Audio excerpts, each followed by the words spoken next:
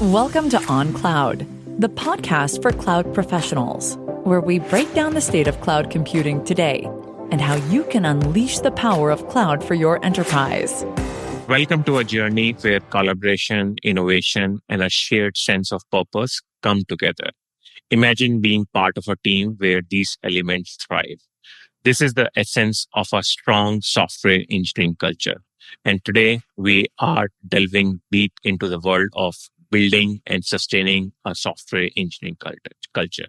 I'll use SWE or SWE for software engineering the rest of the conversation.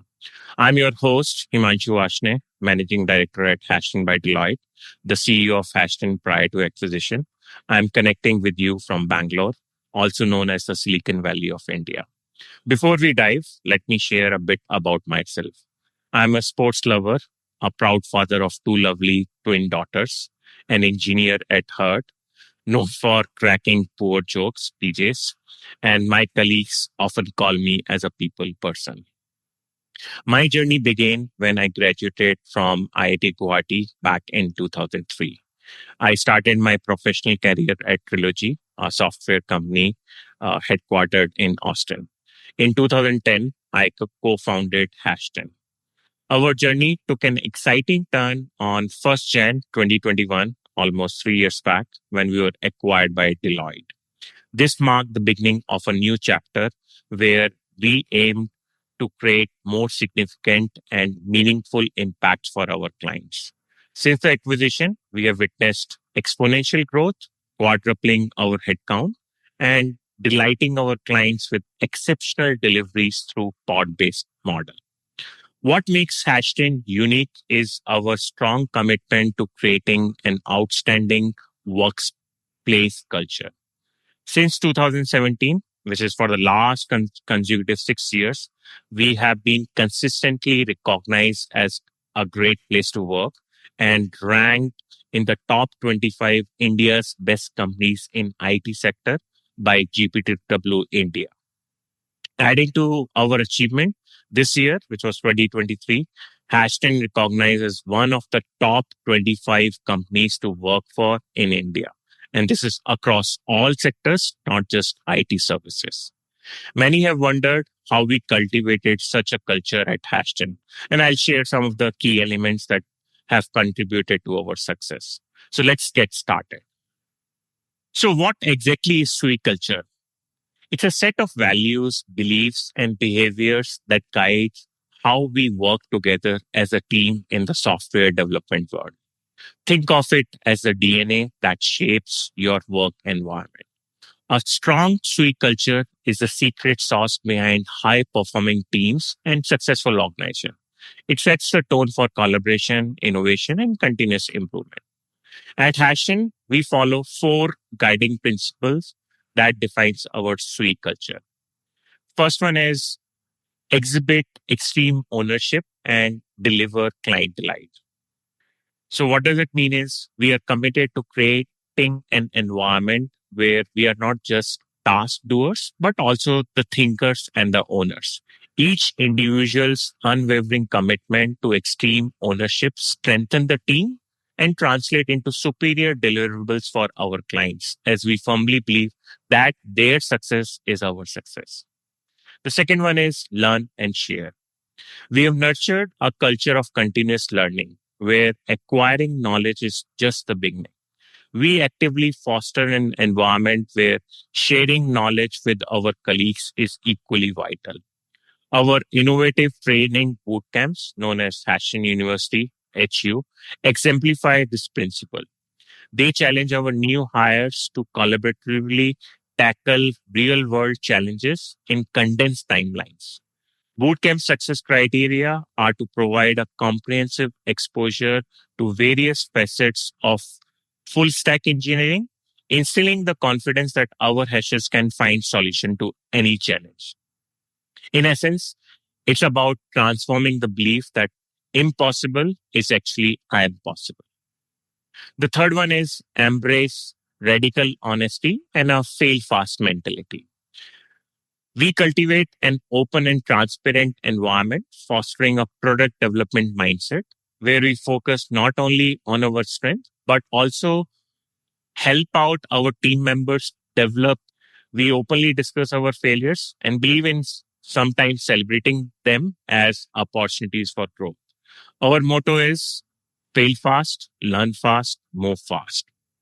As part of Ashton University, HU Bootcamp, we also have a product track.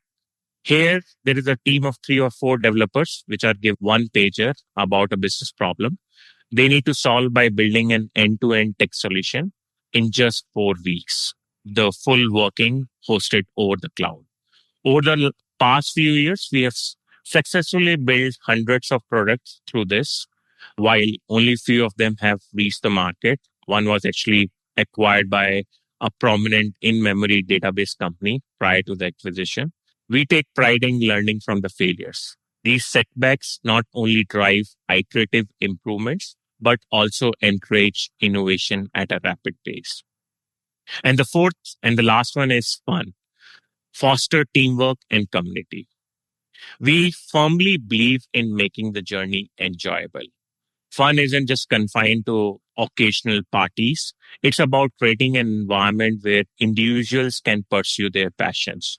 While many companies talk about fun, we have elevated it to a core pillar of our culture. And it has proven to be a powerful force in shaping our identity across the organization. So these 4 guiding principles exhibit extreme ownership and deliver client delight. The second one, learn and share. The third one, embrace radical honesty and a fail fast mentality. And the fourth one, fun, aren't just word on white boards or walls. They are our DNA and form the very essence of our decision making, discussions, reward and recognition system, performance evaluation, transformative HU experience, and all others. So, how do you go about building this culture? You have established your guiding principles, the DNA of your organization. What's the next step? It all begins at the top with leadership. They must lead from the front, exemplifying the values they want their teams to adopt. These values should also be communicated clearly and consistently through the organization. Teams should be encouraged to freely share ideas, voice concerns, and provide feedback. One compelling example and one that truly signifies our fun principle revolves around creating sports communities within hashtag. We used to host events like Wednesday night soccer, Friday morning cricket, Friday night poker. In the early days, I personally made it a point to participate in all 3 events every week alongside with other senior leaders. This not only cultivated a sense of belonging, but also helped in building communities with our organization, all while having fun with a purpose. These gatherings fostered stronger bonds among hashers and created an open environment for communication. During the initial phase, extra effort may be required to establish and nurture these trends. However, as time goes on, it becomes akin to developing herd immunity. The key is to persist in your efforts and guiding principles. It's this collective passion that will be the driving force behind how your organization, no matter how large, perceives and expresses its culture. Sustaining a sweet culture over time is where the real challenge lies. As organizations grow, maintaining the same level of cohesion and shared values can become increasingly complex. So how you do it? Consistency is the key. Leaders must consistently uphold the culture they have established. This means integrating culture into every decision-making process, from hiring to training to performance evaluation to project management. Sometimes it even requires making tough calls to uphold your guiding principle. For example, in 2019, we faced challenges working with a client who imposed unreasonable demands on our team. What made the situation even more challenging was that this expectation applied only to our team, not to their employees. Despite our best efforts to find a resolution, including discussions and consider increased capacity, we had to part ways with the client to prioritize our team's well-being. While it impacted short-term revenue, this decision reinforced our commitment to our guiding principle of fun and the importance of valuing our team over mere resources. Another example that comes to my mind pertains to the provision of home cooked food at our office. From day one, we have offered in-house cooking with all the four meals on the house. The question always loomed. Could we sustain this as we scale up? It was a concern when we were just 10 people. It continued as we reached 100, 250 and beyond. Today, we have a cafeteria designed to cater to over 2,000 plus hashers. The key takeaway here is that we address one of our hashers' basic needs right from day one, and we have continued to do so regardless of the scale we have achieved. Point is that the challenges will always arise, but we have consistently harnessed the power of our guiding principles and the creative thinking of hashers to find solutions and overcome these challenges. Additionally, feedback mechanisms should be firmly in place, allowing employees to voice concerns and suggest improvements. Regular check-ins, surveys, retrospectives serve as invaluable tools for identifying and addressing issues before they escalate. But why go through all this trouble? What's the impact of a robust SWE culture on the actual development process? Well, it's massive. A healthy culture leads to increased productivity, better collaboration, and faster innovation. When teams share a common set of values and trust each other, they can focus on solving complex problems instead of dealing with interpersonal conflicts. Companies that prioritize culture often find their employees more engaged and motivated, resulting in better software products and ultimately satisfied clients. On the business side, we have experienced substantial growth with our headcount quadrupling since acquisition. We have also ventured into new capabilities to serve a broader range of clients. Let me share the example of our media and entertainment capabilities to illustrate the impact our culture has on software development. We began this capability from scratch almost a year back, cultivating talent and skill sets in an area where we were initially a beginner. To kickstart this initiative, we assembled a small team of 10 hashers and challenged them to grow this capability. What they did next was nothing short of remarkable. They came up with a creative idea that blended fun with the development of accelerators, transforming part of our cafeteria into a makeshift sports arena. They organized a cricket tournament akin to IPL, Indian Premier League. They executed a media-based solution to live stream the event with commentary, replays, multiple feeds, even ads as fillers. This initiative not only fostered competitive fun and team bonding, but also allowed us to experiment and develop media solutions in the cloud. This helped us position ourselves as a dynamic and robust M&E capability partner for our client. It was another instance of hashers exemplifying our guiding principle of exhibit extreme ownership, delivering success for the firm and enhancing the sense of belonging. I earlier mentioned about celebrating important milestones with family members, and you might wonder how it ties into the impact on software development. Well, it actually plays a significant role. We celebrate our hashers' success not just with them, but also with their families, aligning with the values and ethos of Indian society. We have a tradition of sending small letter and a trophy to the families to mark important milestones, such as promotions or receiving special award like Top Impactor.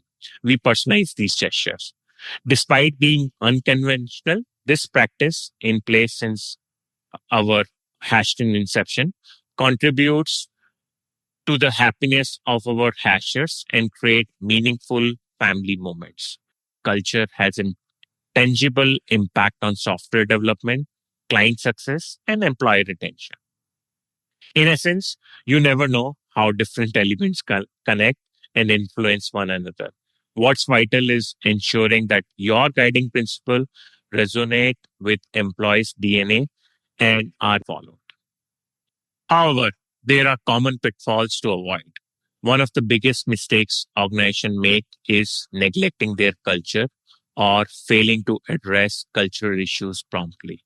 Ignoring problems won't make them go away. In fact, they tend to fester and impact productivity. Another significant mistake is implementing a culture that is disconnected from the organization core values. It's essential to recognize that having guiding principles on paper or merely discussing them isn't enough. To truly embed them in your organization DNA, everyone, including leaders, must actively use this blueprint and be held accountable for it. For instance, if you have a value like learn and share, then allocate dedicated time for each employee to do so, whether it's 5%, 6% of their work hours. Don't expect learn and share to happen magically without intentional effort. As your organization scales, a form of herd immunity begins to develop. If you have nurtured the right cultural elements within your environment, they will naturally propagate and contribute to a cohesive story and a shared organizational DNA. On the flip side, if you neglect this, it may slip out of your control and you won't even be aware of it. In summary, building and sustaining a SWE culture is indeed no small feat, but the undeniable benefits are well worth the effort. It paves the way for high-performing teams, innovative solutions, and a workplace where everyone can thrive. So whether you are a leader driving culture from the top or an individual making a difference within your team, always remember that culture isn't a static entity. It's something we collectively shape day by day. Together, we can create a culture that fosters excellence, innovation, and a sense of belonging. Thank you for joining me for this exploration of building and sustaining a SWE culture. I hope you would have found these insights valuable. If you have any question or want to continue the conversation, feel free to reach out to me on social media. @Himanshu HV would be the handle. Remember, culture matters and it's something we all can contribute to. Stay tuned for more episodes, and until next time, keep coding, collaborating, and cultivating a culture of excellence. Thank you for listening to On Cloud for Cloud Professionals with David Linthicum. Connect with David on Twitter and LinkedIn. And visit the Deloitte on Cloud blog at deloitte.com/US/Deloitte-on-cloud-blog. Be sure to rate and review the show on your favorite podcast app. This podcast is produced by Deloitte. The views and opinions expressed by podcast speakers and guests are solely their own and do not reflect the opinions of Deloitte. This podcast provides general information only and is not intended to constitute advice or services of any kind. For additional information about Deloitte, go to deloitte.com/about.